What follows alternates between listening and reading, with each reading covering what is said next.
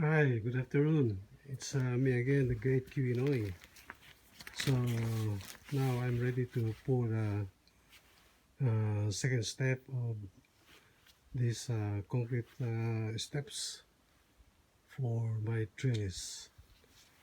Just to give you an update. So last time when I finally finished the surface, I just make it rough. So apply the broom finish for the first step and third steps. I use this broom to make the surface rough,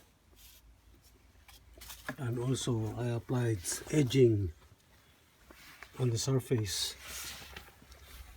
So now I'm going to pour this second or middle steps, and I make tapered on the sides, as you can see, just to prevent cracking on that corner. So I prepared my materials here.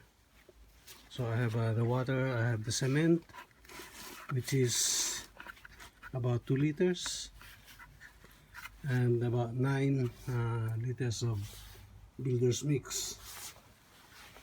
So hopefully this enough for that volume. So by the way, today is Friday, 29th May 2020, and the time now is 12:10 in the afternoon.